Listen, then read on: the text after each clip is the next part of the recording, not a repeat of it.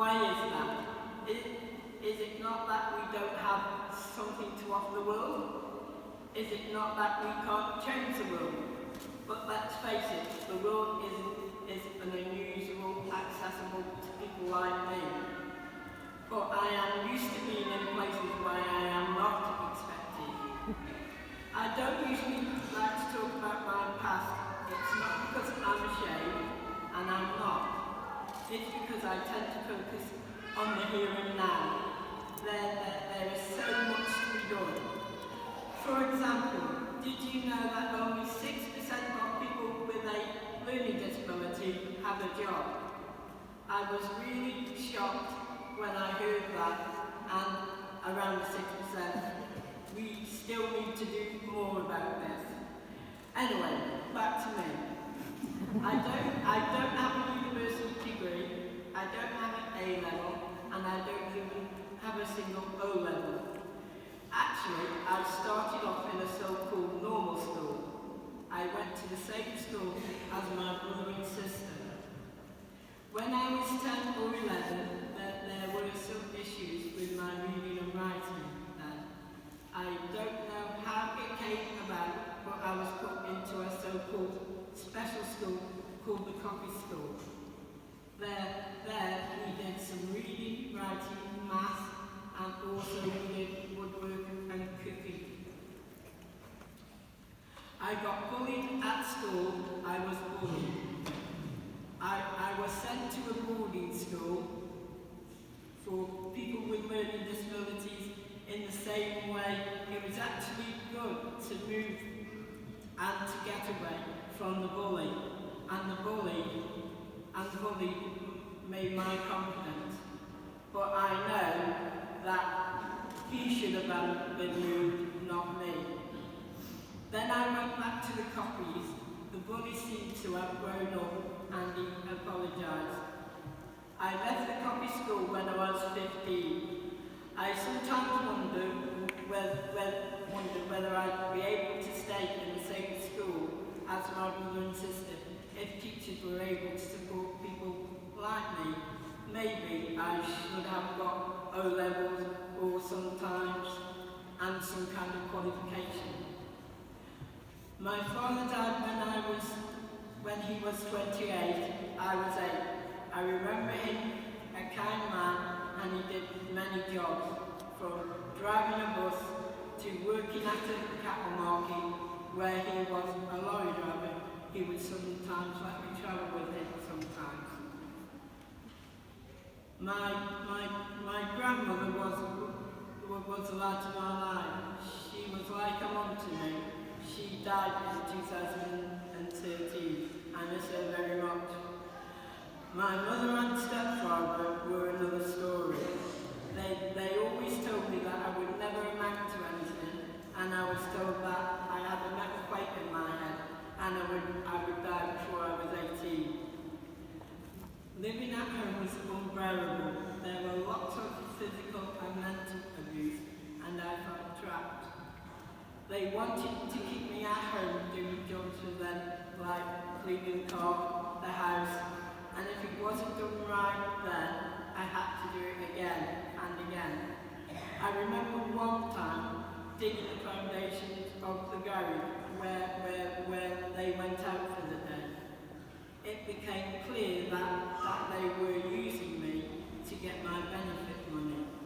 I realised I had to follow my brother and sister and get out of there. If I was going to have a kind of life. I tried to run away. I even slept rough a few times. It was cold and scary, and I would never want to do that again.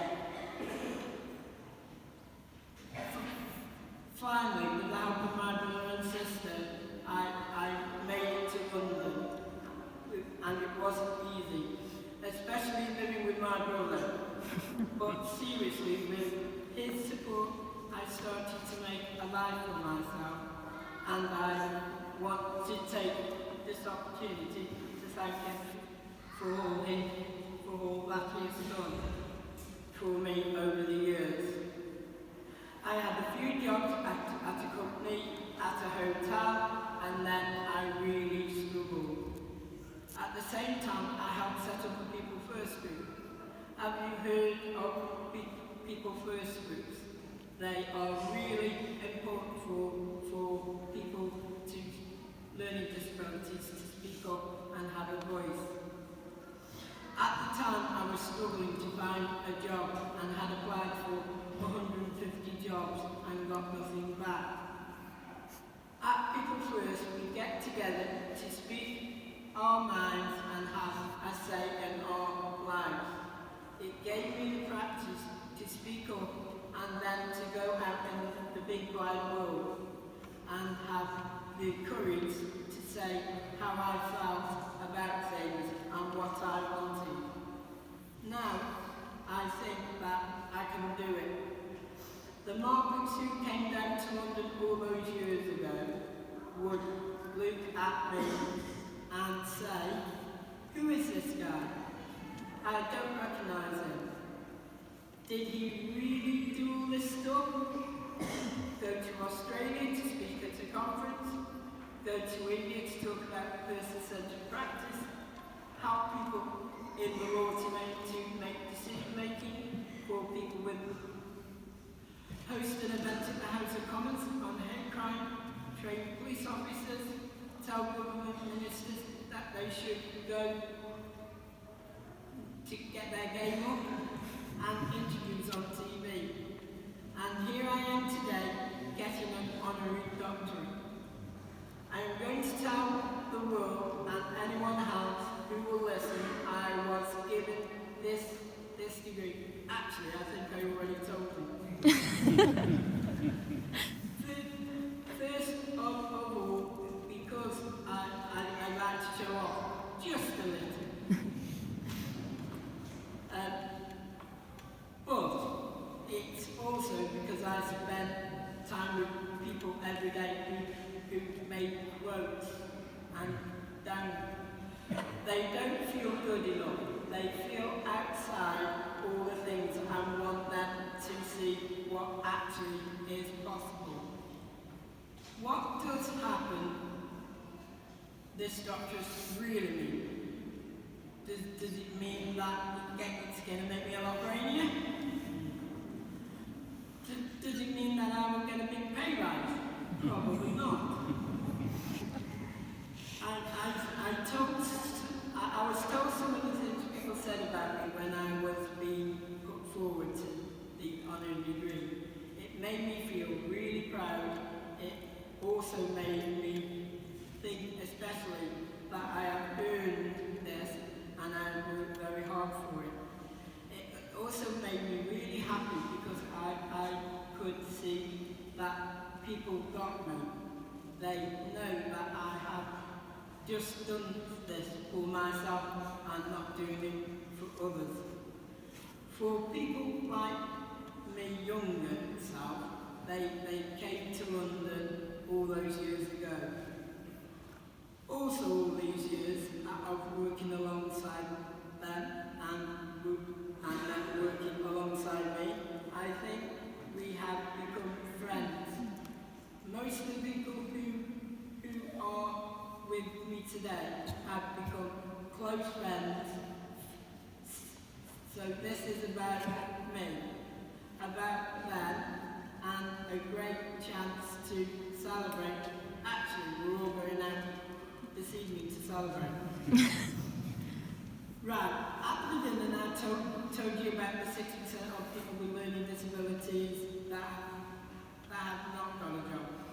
I really think it was better than because of me being an optimist. I thought it was a lot more. I also immediately thought of what I could do about it. I am lucky to be working somewhere that I can say, let's talk about it, let's do it, so let's do something. Let's bring it up at party conferences. Let's speak to the government about this. And the work I'm doing at Dimensions is really important. It's about still raising awareness around hate crime and around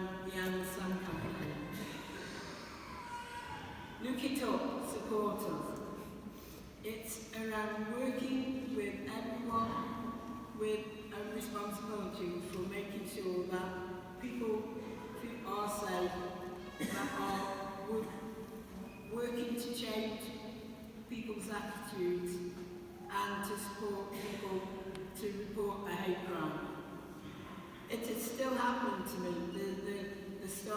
The name call and sometimes worse. My survival strategy is to just let it go and rise above it. I tell myself there is no point aggravating some and making it worse.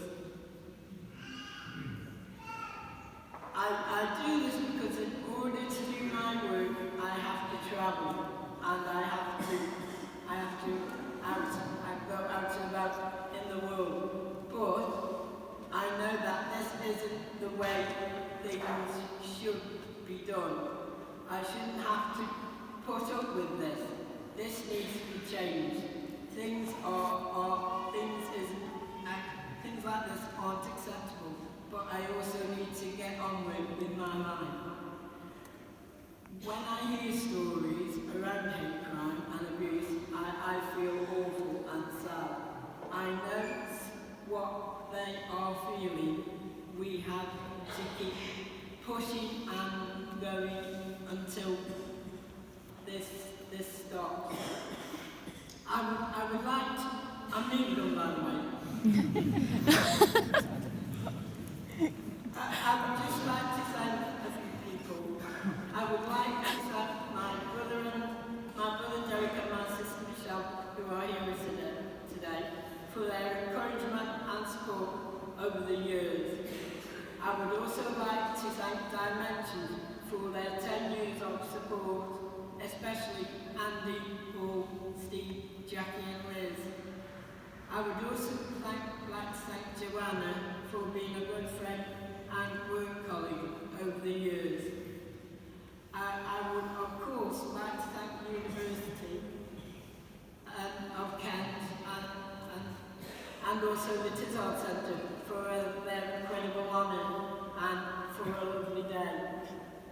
And finally, just to say for the graduates today, I hope that what you have taken from what I have said today will inspire you to go on to whatever career you want to do and stick up for yourself.